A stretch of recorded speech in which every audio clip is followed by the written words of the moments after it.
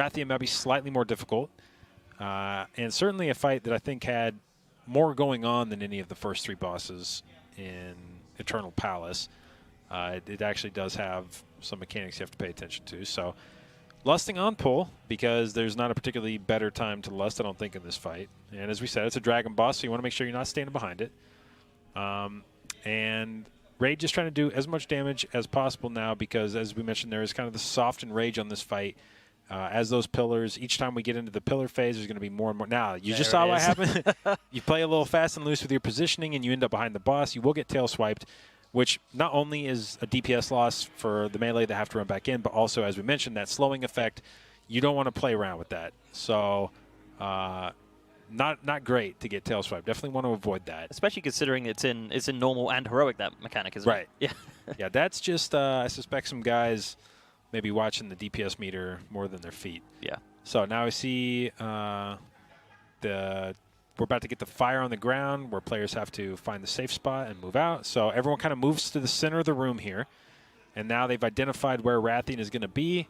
And they move to the opposite side of the room, which appears to be triangle. So everyone moving here to the very edge. And then once the fire disappears, they will use the Warlock Gate to minimize the amount of time they spend moving. And then DPS the boss again. That's a big old corruption area there. Right. So that is what happens when you wear a ton of corruption.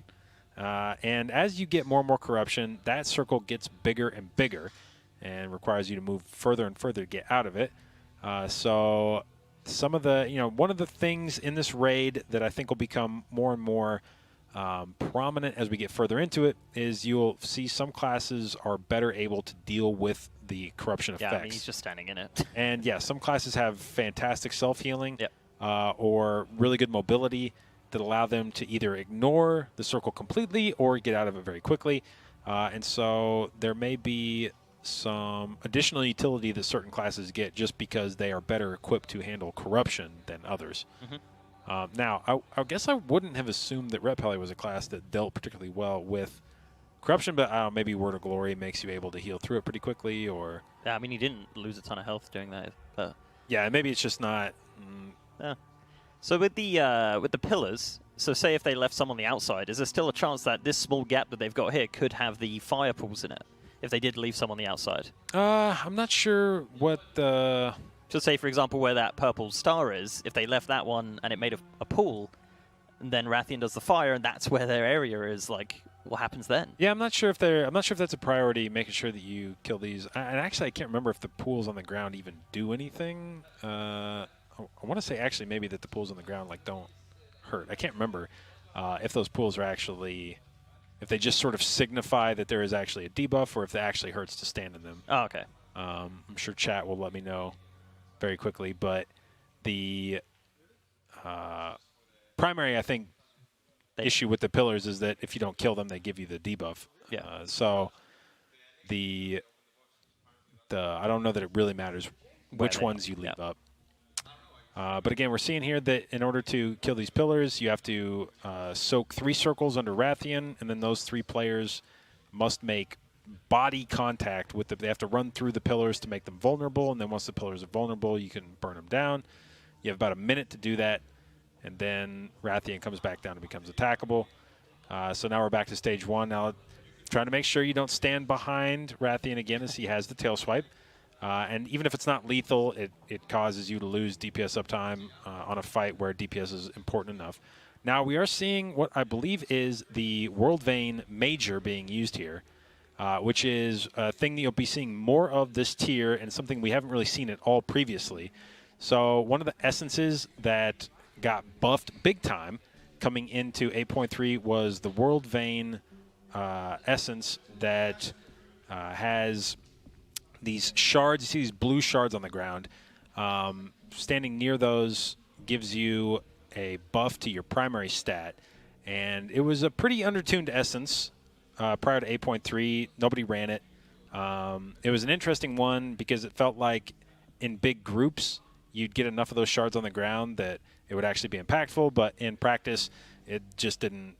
Against the other ones, it was. Right, the other ones were just better. Yeah. But the World Vein Major got a very big buff, coming into 8.3, and I think some classes now want to use that as it allows you to get a big boost of primary stat on command.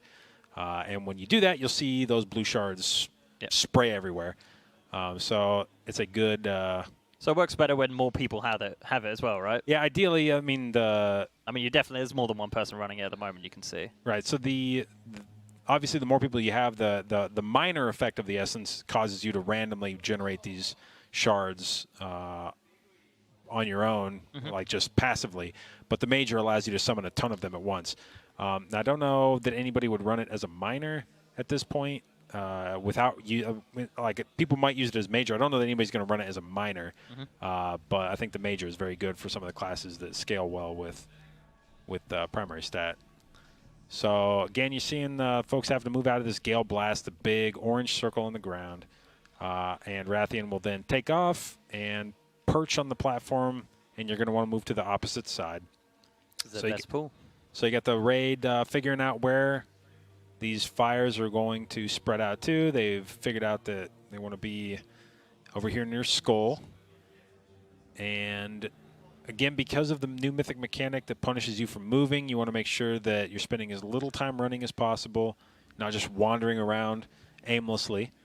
And I mean, it's good in practice to be thoughtful about how you're moving anyway, because running around is usually a DPS loss. So again, we're back into the pillar phase. You've got the 3 players soaking. He's got his thing from beyond there coming up. You see that on the... Yeah, so the thing, and that's another thing you'll see from corruption. If you have, I believe it's over 40 corruption, you'll have mirror images of yourself spawn and then run after you, and if they touch you, they do damage. And with more corruption, the more damage it deals to you. So again, you're seeing the raid DPSing down these pillars. You want to make sure that as many of these die as possible, because any that are left up going into the next phase will cause you to take increasing fire damage throughout the rest of the fight. That is kind of the soft and rage mechanic of this fight. So want to make real sure that you kill these things. And one thing we have not talked about up to this point is there is a pack of mobs that you'll see being tanked in the middle. Those are a heroic mechanic. They are assassins that spawn, and they're stealthed, and you need to break them out of their stealth ASAP. You can do that with like flare from hunters or a few other things, or if you just straight up attack them. I was going to say, can you just AoE? Yeah, you just attack them, break their stealth. If they're not broken out of stealth, they can run around like stunning people and stuff, but once they're broken out, they're basically a non-issue, and you just kind of passively cleave them down, so they tend to become a pretty minor part of the fight. Yeah. But again, we're seeing players run out with this incineration in the danger zone here behind the boss. Oh, there he goes. The tail swipe. Look, he's got 30. And yeah, there you go. He dropped the stacks. I think I saw Aderin kind of smile there. I think he knows what happened. So got tail swiped. This should be their final one, hopefully. Right. So I think this is where, you would expect to have probably 2 pillar phases, and you'd want the boss dead before the 3rd one. You're seeing the raid move out again, and I think once the boss lands again, we'd be looking at a kill for Wrathion. Now you see the weak aura that Aderin is running here at the top. It says dot. That is how many of these pillar effects are on him at the moment. So that's going to be increasing more and more. You also see the move less weak aura here at the top that is telling him that he has 24 stacks. Once that gets to 50 stacks, and you get a stack, I think, every step that you move. Positioning is awful. Then if that hits 50, then you start doing big shadow damage to yourself. So, there we go. Look. All right, so we are about to get the first kill of Wrathion. Hey. There we go. And Midwinter's on the board. There it is. 1 out of 12. I was there, Pog. I don't know if that's world first. But I'm going to pretend like it is. Well done, world first. Oh, well done, Midwinter. Well done, Midwinter, with the world first. World NA first. takes the commanding lead.